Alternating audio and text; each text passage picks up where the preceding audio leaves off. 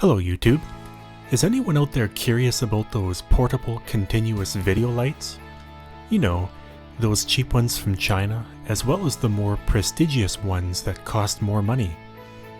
Basically, a few elemental questions arise for those looking to buy a video light, like how powerful it is, how much does it cost.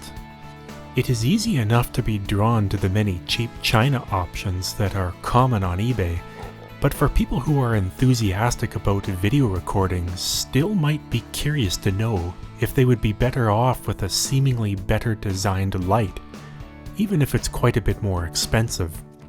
In this video, I will be comparing the F&V brand 96 LED video light that I've had for about 3 years now, with the newer Rotolight Neo that I just got that seems to be drawing some attention on YouTube now.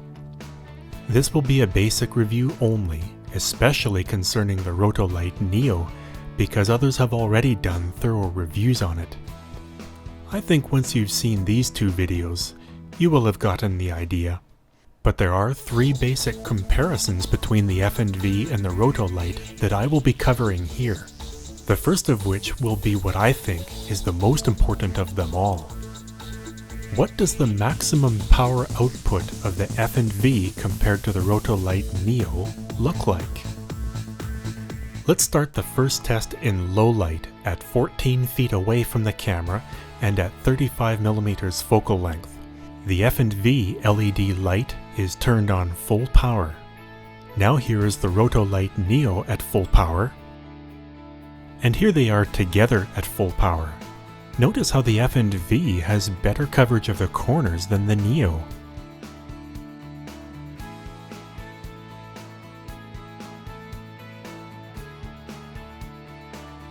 Now we're at 70mm focal length with no LED lighting on, just for reference. Now with the F&V on full power, here is the Rotolight, and now together. They look almost the same.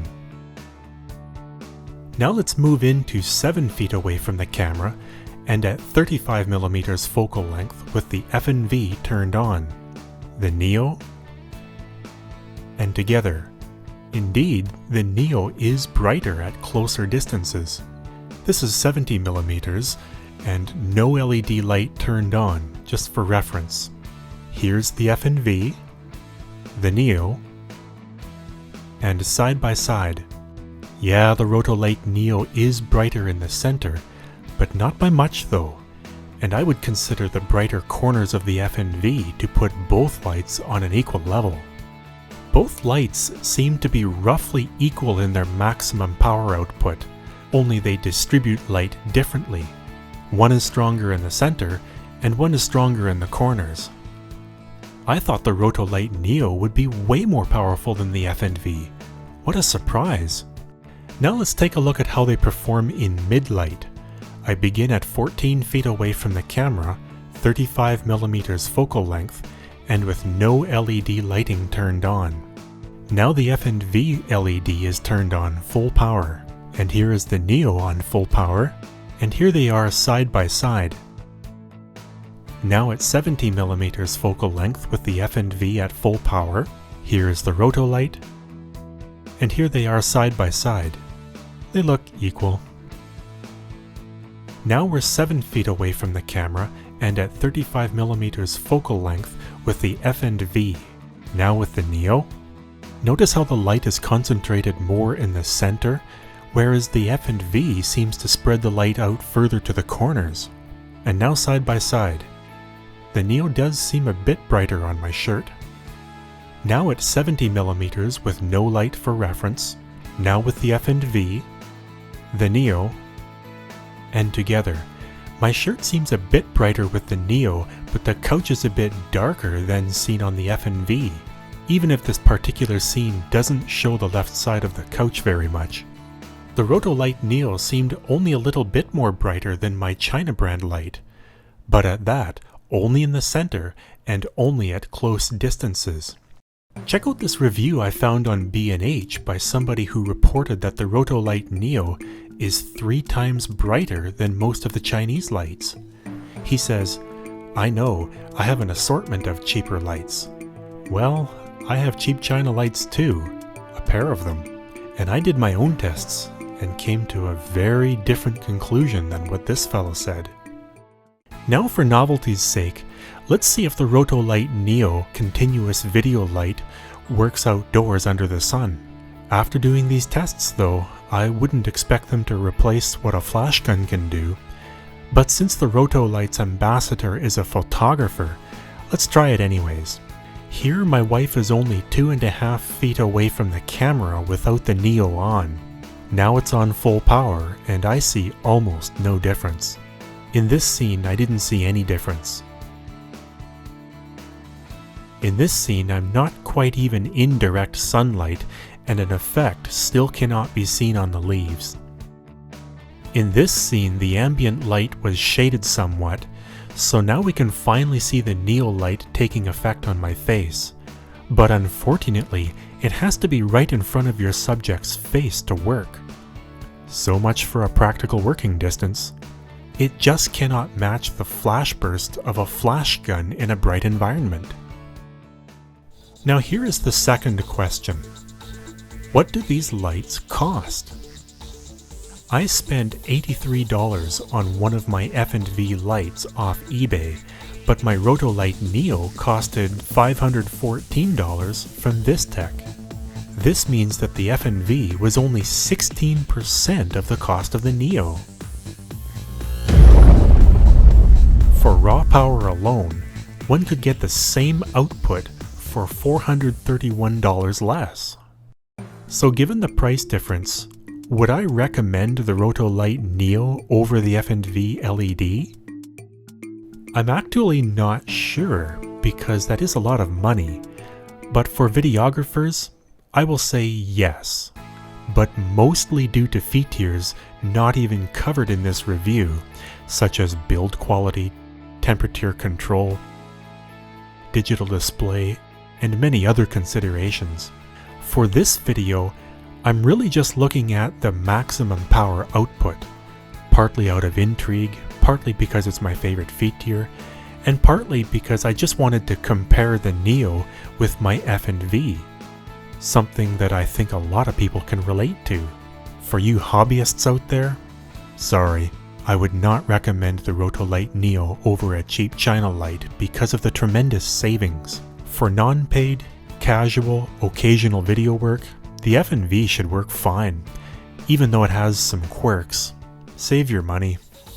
And finally, the third question is, does it flicker when the battery power dims? Apart from maximum power output, this would be my third most important question, because I have used my F&V LED lights quite a bit before I bought my Rotolight. And they really do flicker a lot, and it annoys me greatly. Even when fully charged batteries drain somewhat, the F&V LED flickers on max power, so I have to reduce the magnitude a little to compensate. This continues to happen with increased flicker intensity until the batteries are empty. I'm starting to think that my eyes flicker more than the LED does. So does the Rotolight Neo suffer from flicker as well? Thankfully, intense flickering is not really a problem. It does pretty good. As the batteries drain on the Neo, the unit automatically lowers the brightness level to the maximum output it can handle. This process repeats until it fully drains to 0%. For example, here we are at 90% battery capacity. The low battery display scrolls, then the Neo automatically adjusts to 70% smoothly. As the batteries continue to drain, the Neo repeats this process almost consistently right down to 0%. Notice how the background can be seen to flicker a little bit? It's actually more like micro jitters, and not really very noticeable. When Rotolight claims to employ anti-flickering technology, such as on page 4 of the owner's manual, I think what they mean is anti-intense flickering technology, because it does flicker in two ways, the micro jitters that we just saw, and some momentary intense flickers when the Neo prepares to automatically adjust itself to 0%. In other words, turn itself off. Technically, the Neo does flicker, but practically speaking, we can safely say that it doesn't have a flickering problem. Those micro jitters shouldn't be all that noticeable at all. It's when a light flickers like this that flickering becomes a real problem. One last quick discussion before the conclusion.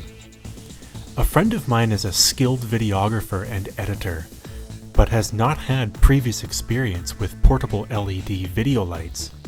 So just for fun, I gave him both of my LEDs for a week to try out, to see what he thinks between these two models.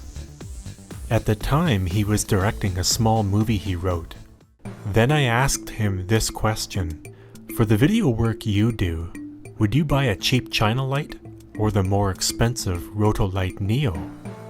But since run and gun is not quite his style, it turned out that he was more concerned with the integrity of studio lighting performance, in the sense of key lighting actors in the foreground. He said that these lights were both usable, interesting, and represented some good ideas, but were at best, for his purposes, just backlights. Within this context, if he were in the market for an LED light, hypothetically, he said that for the cost of the Neo, he would actually prefer to buy 5 cheap China lights. His primary reasons were that he too felt that they both seemed to output relatively the same amount of power, and neither of which can equal the power of dedicated studio lights he was using on set anyways. And although the Neo's LED color temperature was conveniently adjustable, he said that placing $3 color filters in front of the F&Vs were not really a problem for him. Makes sense if you've got the time, I guess. In the end though, he seemed to feel that this is a product that can work on a set, but is better suited to run and gun applications, like recording a live band at a pub, or similar such things. And that is indeed what I use portable LEDs for. In conclusion, I am content with my Neo, even if I wasn't astonished by it. Although I did hope for more, I ended up being satisfied that it was in fact at least an upgrade in many respects from my old F&V model, or simply what you would get from any cheapie in general. I hope this video has been helpful, and may all come to their own conclusions in the end, as everyone's needs do vary. This was my first ever review video, so thanks for watching.